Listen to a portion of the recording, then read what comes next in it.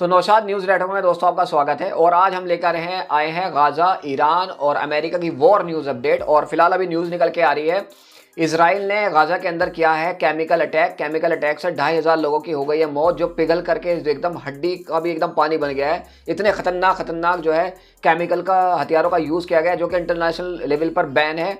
और इसमें जांच में पता चला कि 2,500 लोग कम से कम मारे गए हैं उसके अंदर। मारे क्या गए हैं, एक तरीके से मतलब पानी बन के ख़त्म हो चुके हैं, हड्डियाँ तक गल गई हैं उनकी। इस तरीके के हथियारों का जो है इसराइल ने गाजा के अंदर यूज़ किया है। और उसके बाद भी जितनी संस्थाएं हैं वो सारी की सारी चुप बैठी हैं, कोई उस पर बैन नहीं लगा रहा है और कुछ भी नहीं किया जा रहा है इसराइल के खिलाफ, क्योंकि सारी अंतर्राष्ट्रीय अदालत फेल हो चुकी है अमेरिका और इसराइल के आगे। वहीं आपने देखा होगा इसराइल का अभी इस टाइम जो है एक तरह की पीस किया हुआ है गाजा के अंदर, मतलब जंगबंदी की हुई है। उसके बाद भी इसराइल ने भी लेटेस्ट हमला कराया जिसमें 4-5 बच्चे के मारे जाने की खबर आ रही है। मतलब अगर हमला पीस डील होने के बाद भी हमला करे जा रहा है गाजा के ऊपर, बिल्कुल भी चैन से नहीं बैठ रहा है। यही इसराइल की नीति होती है कि वो पहले पीस डील कर लेता है, उसके बाद भी मकानों को ढाता रहता है, हमले करता रहता है, क्योंकि उसको पता है अब कोई कुछ नहीं बोलने वाला। अगर दूसरी वाली पार्टी ने हमारे पे हमला किया तो और ज़्यादा जो है वो हमले करना शुरू कर देता है। तो इसराइल की ये खास करके एक तरह की नीति बन चुकी है किसी भी देश को तोड़ने की, और गाजा को पूरी तरह से ये ख़त्म कर चुका है। वहीं नए नए ड्रोन भी इनने टेस्ट किए गाजा के अंदर, जिसमें AI ड्रोन है और लेटेस्ट हथियार हैं अलग अलग तरीके के, जो वेस्टर्न के देशों को बेचने की शुरुआत हो चुकी है। और वेस्टर्न देश खरीदने के लिए तैयार हैं और ख़रीद भी रहे हैं इसराइल से, क्योंकि उसने जो है हथियारों को टेस्ट कर लिया है और वो हथियार अब इस टाइम वेस्टर्न देशों को बेचा जा रहा है। बात करता हूँ ईरान की, तो ईरान की अब 37वीं एनिवर्सरी थी, रेवोल्यूशन गार्ड की एनिवर्सरी थी। तो 37 साल हो गए हैं इस मतलब ईरान को आज़ाद हुए हुए, रेवोल्यूशन गार्ड जब से आया उसमें आज़ाद हुए 37 साल हो गए। तो उसकी वर्षगांठ इसकी एक तरीके से मैं बता देता हूँ आपको। जैसे हमारे यहाँ स्वतंत्र दिवस मनाया जाता है, वैसे वहाँ पर एनिवर्सरी थी, उसको लेकर के सारी जनता रोड पर आई। रोड पे आने के बाद उन्होंने दिखा दिया कि हम अपने जो है देश के साथ हैं, अपनी जो कम्युनिटी है उसके साथ हैं, और हमारी जो सरकार है करंट में हम उसके साथ हैं। और लाखों लोग और लाखों भीड़ रोड पर आई और खूब नारेबाजी की और अमेरिका के खिलाफ नारेबाजी की।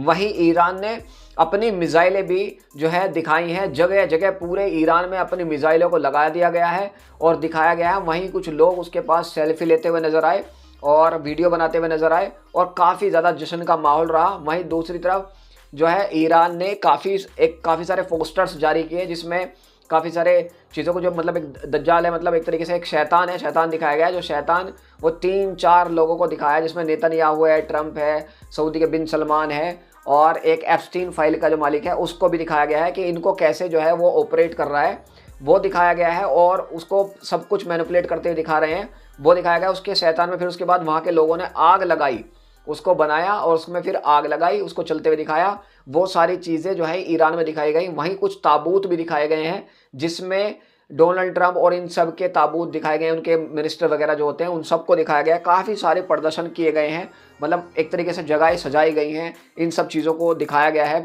ईरान के अंदर। और उसके अलावा ईरान के डिफेंस मिनिस्टर थे और ईरान के जितने भी मिनिस्टर्स हैं वो खुल्लम खुल्ला रोड पे आए, बिल्कुल नहीं डरे, जबकि पता है कहीं पे भी हमला हो सकता है। लेकिन उसके बावजूद वो रोड पे आए, पब्लिक से मिले, बातचीत करी और इसराइल को भी धमकी दी, अमेरिका को भी धमकी दी, और किसी भी तरीके से दबने और धबने का किसी भी तरीके से कोई मतलब मामला ही नहीं है। उसके अलावा अपने सारे के सारे डिफेंस सिस्टम दिखाए गए, अपने हथियार दिखाए गए, मिसाइल दिखाई गई और काफ़ी सारी लेटेस्ट चीज़ें जो ईरान ने अभी तक नहीं दिखाई थी, वो सारी चीज़ें जो है ईरान ने दिखाई। और वहाँ की जनता रोड पर आई, निकली, खूब नारेबाजी की, जश्न मनाया। जबकि इससे पहले दिखाया जा रहा था कि ईरान की जनता डर गई है, भाग रही है, ये कर रही है, वो कर रही है। ऐसा कुछ भी नहीं देखने को मिला, सब कुछ खुशी खुशी के माहौल के साथ किया गया। और उसके अलावा जो ईरान का डिफेंस मिनिस्टर है उसने भी ये कह दिया कि अगर हम पर हमला हुआ तो इस बार जंग जो होगी वो अनलिमिटेड होगी, हम रुकने झुकने वाले नहीं हैं। और अमेरिका का जहाँ जहाँ बेस है वो कोई बेस नहीं रुकेगा, वो कोई, और जिस जिस देश में है हम उनकी बिल्डिंगों पे भी हमला कर देंगे, हम किसी भी तरीके से दबने वाले नहीं हैं। और हर तरीके से हर मतलब हर हमले का माकूल जवाब दिया जाएगा, चाहे वो कोई भी देश हो, हमारा पड़ोसी देश हो या कोई और देश हो, जहाँ जहाँ भी अमेरिका बेसिस है हम उन सबको टारगेट करेंगे। और एक साथ 2-2 हज़ार मिसाइलों से हमला करने की कैपेबिलिटी भी हमारे अंदर है। दूसरी तरफ ईरान ने अपने देश के अंदर जो इसराइल से जो जंग हुई थी, इनकी जो 10 दिन 12 दिन की जितनी भी जंग हुई थी, उससे रिलेटेड जितने भी इन्होंने इसके ड्रोन मारकर गिराए हैं, वे सारी जगह जगह उनको सजाया गया है, दिखाया गया, मलबे को ढेर करके लगाया गया है और खूब बेइज्जती करी गई है कि हमने इन सब के ये हथियारों को हमने मारकर गिराया, इन ड्रोन्स को जब मारकर गिराया, वहीं 37वीं वर्षगांठ के लेकर के एनिवर्सरी को लेकर के जयशंकर साहब ने भी एक फ़ोटो शेयर की जिसमें ईरान के जो है विदेश मंत्री हैं और जयशंकर साहब है, उसमें एक धन्यवाद बोला है, मतलब काफ़ी सारी लाइन लिखी अच्छी सारी, वो सारी चीज़ें लिख करके उसको भी इंडिया ने भी मुबारकबाद जो है पेश की है। दूसरी तरफ अमेरिका ने अपना दूसरा जो है बेड़ा जंगी जहाज़ जो है भेज दिया, जिसपे काफ़ी सारे फाइटर जेट होते हैं, वो भेज दिया, रवाना कर दिया ईरान की तरफ, ईरान को चारों तरफ से घेरने के लिए। वैसे ईरान को पहले से ही घेरा हुआ है अमेरिका ने चारों तरफ से, अपने ड्रोन से, मिसाइलों से, डिफेंस सिस्टम से, एयरक्राफ्ट से, परमाणु बोबर से, यहाँ तक कि परमाणु पनडुब्बी तक से जो है घेरा हुआ है ईरान को डराने के लिए, धमकाने के लिए और हर तरीके से हमले का जवाब देने के लिए। और उसके बाद भी इन्होंने एक और जो है एयरक्राफ्ट कैरियर को रवाना कर दिया गया है ईरान की तरफ। वहीं ईरान के विदेश मंत्री पहुंच गए हैं कतर, और कतर में जाने के बाद उन्होंने वहाँ जाकर मीटिंग करी और बातचीत करी और किसी से भी ना डरे ना धमके, और समझाया कि भाई देखो, आपके यहाँ जो परमाणु बम्बर आपके यहाँ जो तैनात है उन सब से हमारे ऊपर हमला नहीं करने देना, नहीं तो उसका माकूल जवाब जाएगा। ये कुल मिला के सारी चीज़ें बात करी गई हैं और कुछ आपसी सहमति की बात करेंगे, भाई देखो बातचीत करवाओ, ये सारी चीज़ें करो, वो सब चीज़ें वहाँ पर जो है बात हुई है और उसकी फ़ोटोज़ जो है वो भी सब चीज़ें निकल करके आई हैं स्क्रीन के पास। रूस ने ऐलान कर दिया है कि वो अपना 5th जनरेशन का फाइटर जेट Su-57 जो है मिडिल ईस्ट में किसी एक देश को देगा, लेकिन अभी तक खुलासा नहीं किया है कि वो ईरान को देगा या कौन से देश उससे Su-57 खरीदने के लिए तैयार है। बस उसने ये कहा है कि हम Su-57 मिडिल ईस्ट में देने के लिए बहुत जल्द तैयार हैं, लेकिन मुझे जहाँ तक लगता है कि ये ईरान को ही Su-57 मिलने वाला है, जहाँ तक उम्मीद है उसी को मिलेगा, क्योंकि कोई और देश जो है उससे Su-57 खरीदने के लिए तैयार नहीं है, जो क्योंकि सबसे ज़्यादा ज़रूरत जो है इस टाइम वो सिर्फ और सिर्फ ईरान को है। वहीं दूसरी तरफ जो है नेतन्याहू गया हुआ है अमेरिका रहने के बाद उसने जितने भी एम्बेसडर हैं, जितने भी उसकी मतलब जितने भी उनके एक तरीके से डोनाल्ड ट्रंप के अंदर होते हैं जितने बड़े बड़े लोग, उन सब से मिलकर के बैठ के बात करी है और 3 घंटे तक ये मीटिंग चली है। डोनाल्ड ट्रंप के साथ ही मीटिंग चली है कि भाई इजराइल जो है वो बात करे, अमेरिका जो बात करे वो ईरान की परमाणु मिसाइलों के ऊपर और परमाणु के ऊपर और उसकी मिसाइलों के ऊपर बात करे और किसी भी तरीके से उन सबको नेस्त नाबूद करे, चाहे हमला करके करे, चाहे बातचीत से करे, कैसे भी करके उस चीज़ को ख़त्म करना है।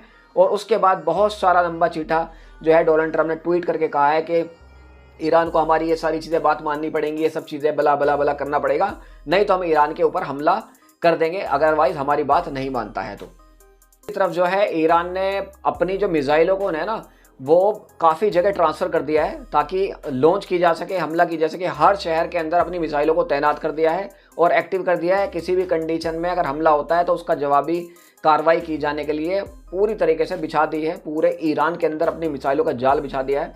वहीं दूसरी तरफ ईरान ने अपनी जो परमाणु साइट्स है उनको पूरी तरह से कंक्रीट से, रोड़ी से पूरी तरह से उसके गेट वगैरह जो है उसको बंद कर दिया है। जिस पहाड़ी के अंदर वो साइट्स है पूरी तरह से उसको ब्लॉक कर दिया है ताकि अगर कोई हमला हो तो उसको उससे बचाया जा सके और उस पर किसी भी तरह के कोई नुकसान ना हो, वो सारी चीज़ें कर दी हैं। वहीं दूसरी तरफ ईरान ने धमकी भी दे दी है कि भाई देखो अगर हम पर हमला हुआ तो ये नॉन स्टॉप वार होगी, वॉर जो होगी वो नॉन स्टॉप होगी, इसका कोई एंड नहीं होगा। जब तक हम चाहेंगे हम हमला करते रहेंगे और इसका कोई अंत नहीं होगा। जब तक तुम शुरू करोगे तो अंत हम करेंगे, ये वाली बात कही है इस टाइम। और ईरान बिल्कुल दबने को तैयार नहीं है। अब देखते हैं आगे क्या होता है।